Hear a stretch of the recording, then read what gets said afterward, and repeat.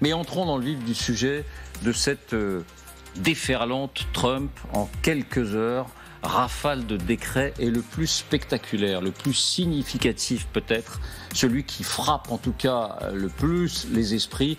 Bien sûr, il y a les questions d'immigration, mais on l'attendait, et l'armée aux frontières, elle a déjà été présente, pas forcément pour les mêmes tâches que celles qu'envisage Donald Trump, mais elle y a déjà été.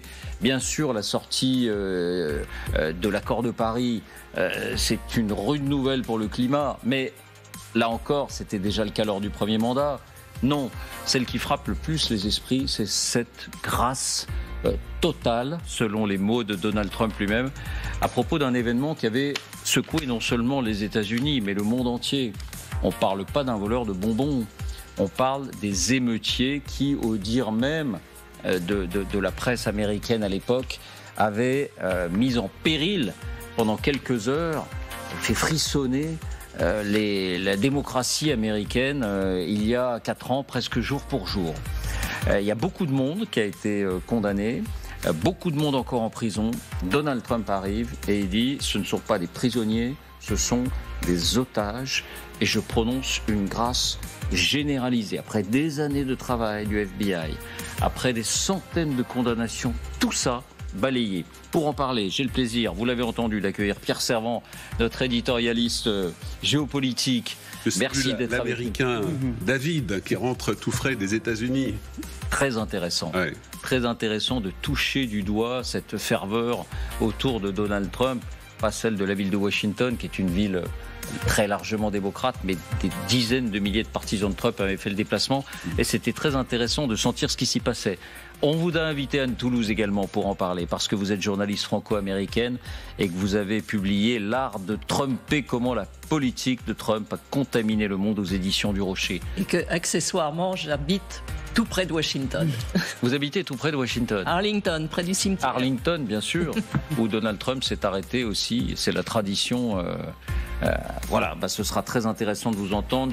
Jean-Dominique Merchet, vous l'avez entendu, journaliste spécialiste des questions militaires et de stratégie à l'opinion. Et on a le plaisir d'accueillir Géraldine Wessner. Bonsoir. Bonsoir Géraldine.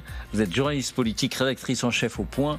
Vous adorez, vous suivez de près aussi ces questions internationales. Vous avez été correspondante à Washington. À New York, j'étais. À New York, vous étiez. C'était quelles années? J'ai suivi la première campagne de Donald Trump. Voilà. Donc vous aussi, vous connaissez bien cette affaire. Voyons tout de suite quel est ce décret. Encore une fois, c'est sans doute dans l'impact, dans la conception même, dans le bras d'honneur, parce qu'on peut dire que c'est un bras d'honneur à la justice américaine et à l'esprit du droit américain, même si ça n'est pas illégal. C'est sans doute effectivement la plus spectaculaire. Voici les indispensables avec Justine Fraissinet. Bonsoir Justine. Bonsoir David, bonsoir à tous. D'abord, pour ceux qui l'ont oublié, il faut rappeler le séisme que cette émeute avait représenté à l'époque. Effectivement, ces images, tout le monde les a en tête. Ce policier, l'officier Eugene Goodman, obligé de reculer dans l'enceinte du Capitole face à la fureur des émeutiers et qui prend ses jambes à son cou complètement débordé. Ces tirs à balles réelles également contre les assaillants qui tentent de pénétrer dans la Chambre des représentants où se trouvent encore des élus. Ces mêmes élus plaqués au sol, puis exfiltrés in extremis comme des otages au moment d'un assaut. Et tous ces visages qu'on découvrait à l'époque, cet homme notamment, torse nu, chapeau à cornes, tatouage nazi. L'Amérique a tremblé ce jour-là, certains ont même crié à la tentative de coup d'État.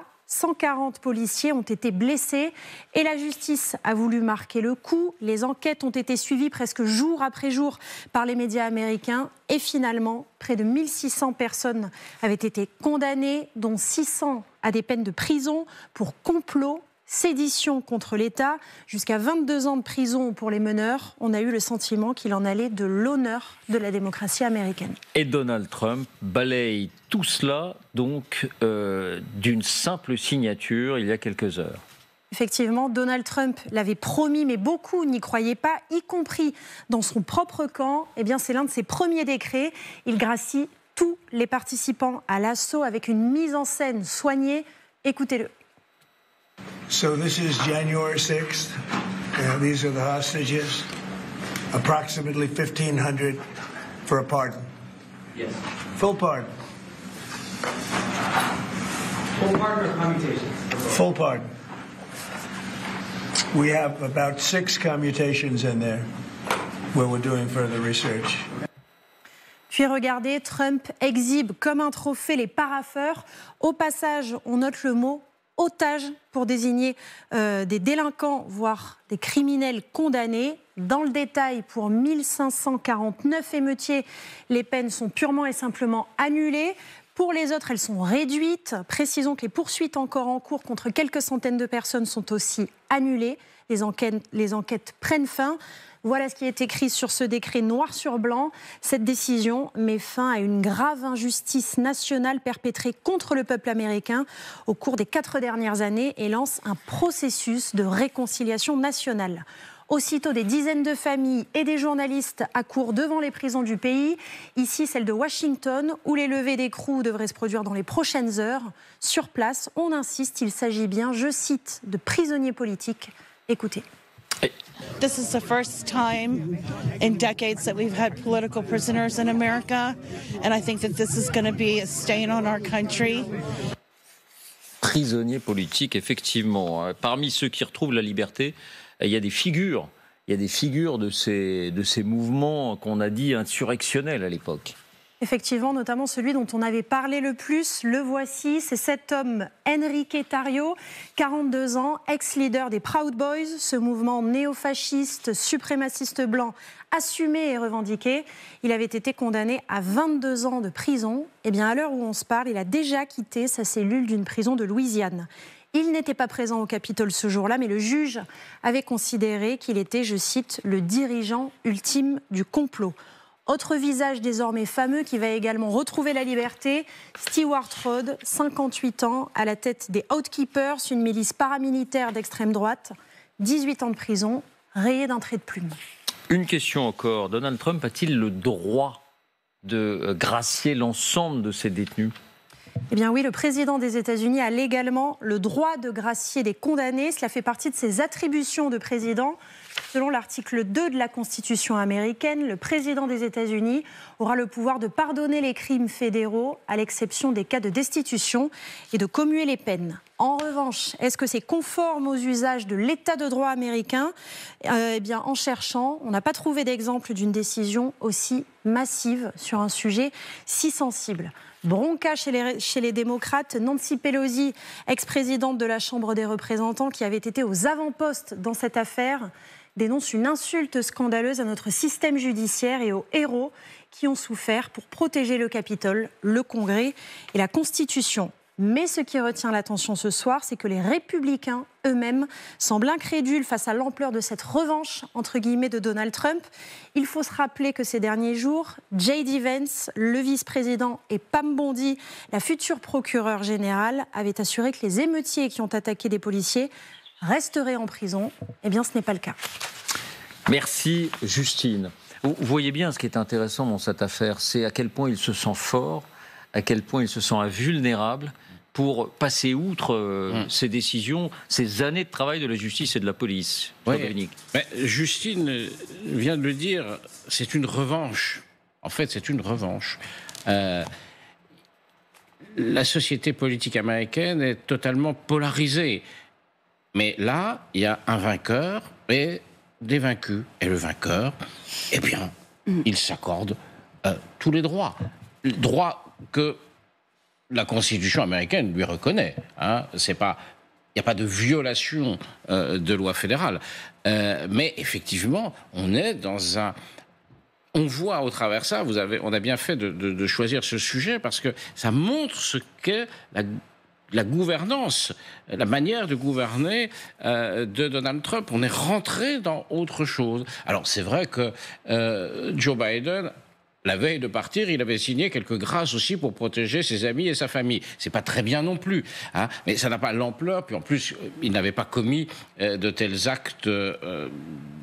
Envahir le Capitole, le Congrès, c'est-à-dire 5 morts, 6 morts, le pouvoir, voilà, avec un niveau de violence. Mais bon, voilà, on est rentré là-dedans. Il a gagné et pour pas. C'est nos limites. Nos limites.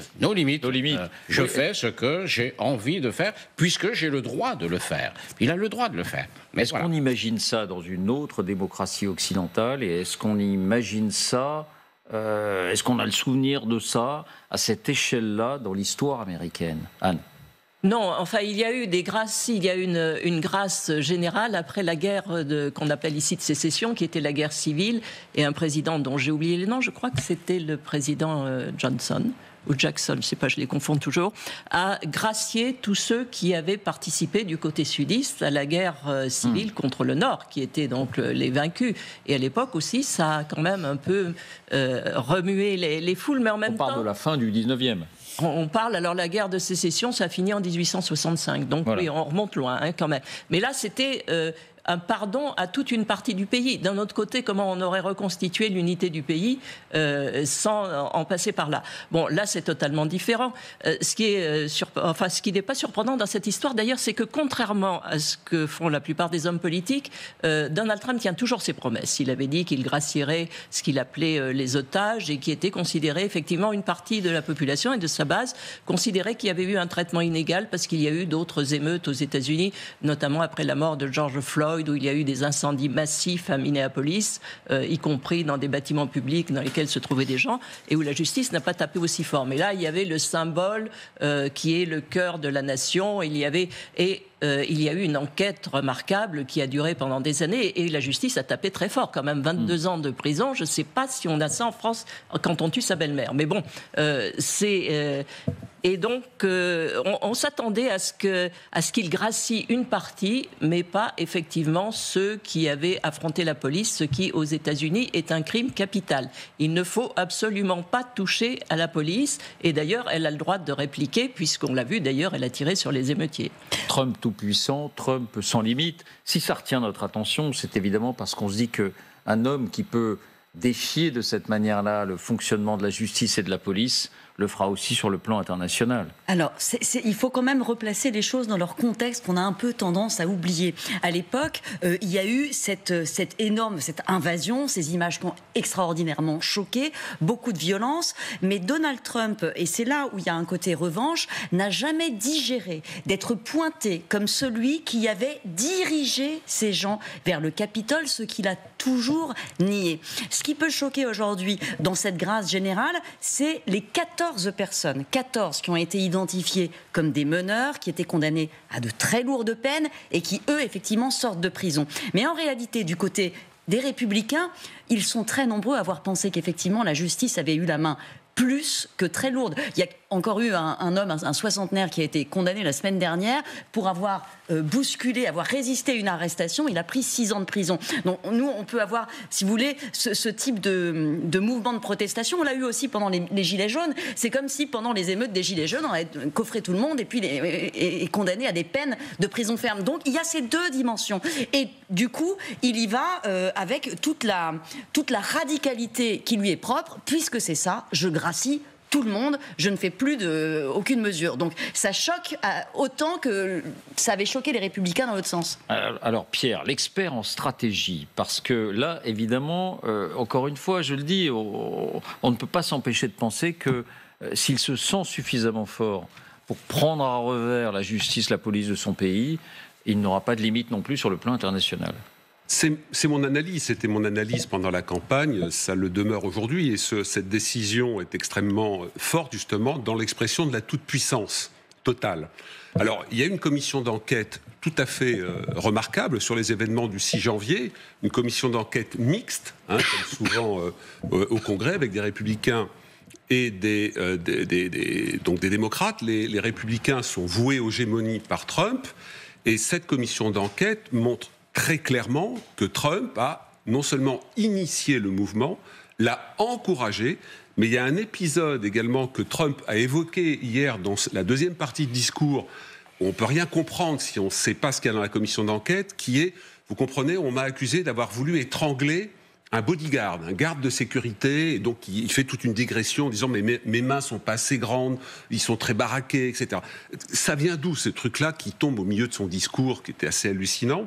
Ça vient du rapport de commission d'enquête où les témoignages ont été recueillis des 3 personnes qui se trouvaient dans la voiture le 6 janvier où était le président américain, et à l'avant droite il y avait le responsable, un agent secret, un agent des services secrets américains chargé de la protection du président. Et aux États-Unis, il y a une particularité, c'est que le président est obligé de se soumettre aux ordres donnés par le service de sécurité. Si l'agent de service secret lui dit « Monsieur le Président, vous passez par là, vous mettez à plat, etc. », le Président, et je me demande, Anne pourra me corriger, s'il n'y a pas des dispositions légales qui font qu'un président qui désobéirait au service secret dans le cadre de sa protection pourrait avoir des difficultés. Et là, l'agent du secret de service qui était devant, entendant le président Trump dire au chauffeur « On va au Capitole », au début de l'insurrection. Cet officier de service de sécurité, non pas sur un plan politique, mais estimant que la sécurité du président pouvait être menacée dans cette foule, parce qu'il a une oreillette et un certain nombre d'informations, dit au chauffeur « Non, on va à la Maison-Blanche ». Et à ce moment-là, c'est noir sur blanc dans le rapport d'enquête. Trump saisit la nuque de l'agent de sécurité, fait autant qu'il puisse le faire sur un type effectivement qui est plutôt brave, en disant non, on va au Capitole. Bon. Et l'officier de sécurité redit au chauffeur qui connaît les règles, on va à la Maison-Blanche. Donc tout ça est noir sur blanc, donc sa responsabilité est totalement engagée. Et pour tous ceux qui pourraient à cette occasion se reporter sur les différents documentaires qui ont été sortis sur cette invasion, sur cet assaut, c'est absolument sidérant. Et le fait de parler d'otages, à un moment où des otages israéliens sont libérés, c'est-à-dire utiliser ce terme à ce moment-là, alors qu'il y a des familles présentes américano-israéliennes qui étaient là, qui ont des otages à Gaza, on voit vraiment le type de personnage qu'est Donald Trump, et on va avoir ça, je dirais, crescendo, parce qu'il n'a pas de limite. Et il n'en aura pas pour au moins les 2 années qui viennent. On va avancer aussi parce qu'il y a des enseignements internationaux sur une autre décision et une autre déclaration de Donald Trump. Simplement d'un mot, cette décision-là, cette grâce générale, totale, ce bras d'honneur, parce que c'est vrai que ça ressemble à ça, il est évidemment observé à Pékin, il est évidemment observé à Moscou, il est peut-être observé à Jérusalem. Est-ce que c'est comme ça aussi qu'on impose une façon de faire, une façon de se présenter oui, je pense pour les années qui viennent. Il fait une démonstration de force et qui va être lue comme ça dans les autres capitales en disant bon, il est prêt à aller très très loin. Il est prêt à aller très loin. Je voudrais simplement rajouter, Géraldine l'a évoqué, mais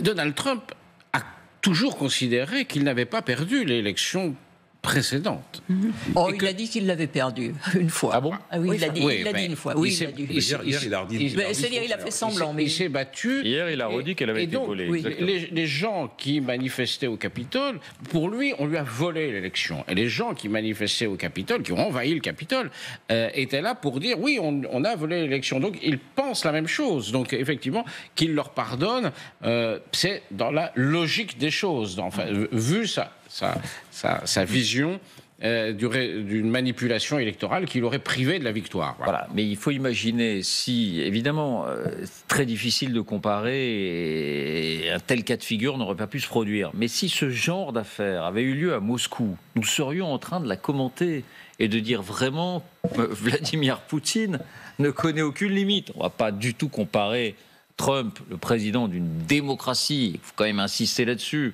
Il a été élu, oui. Et voilà, et le président d'une autocratie. Mais on serait en train d'en faire des gorges chaudes. Non, mais je pense qu'on est toujours dans l'exagération. Il y a effectivement 1500 personnes, enfin il y a un peu moins de 1300 condamnés. Beaucoup étaient en fait condamnés à quelques jours de prison. Donc voilà, c'est pas les masses. Je vous dis, ce qui est choquant, c'est qu'il gracie ces meneurs, les meneurs de jeu qui ont quand même des profils particulièrement inquiétants, qui savaient très bien ce qu'ils faisaient. Et en se rappelant qu'il y a eu mort d'homme ce jour-là. Donc, effectivement, il pose les choses en disant aujourd'hui, cette page est tournée et c'est ma loi qui va s'appliquer. Et effectivement, sur le plan international, c'est pas par là, mais il a aussi envoyé un message très clair, mais depuis des mois, la conception des règles pour lui, c'est je vais plier les règles du commerce international à ma volonté, et si ça ne va pas, eh ben je les pulvérise.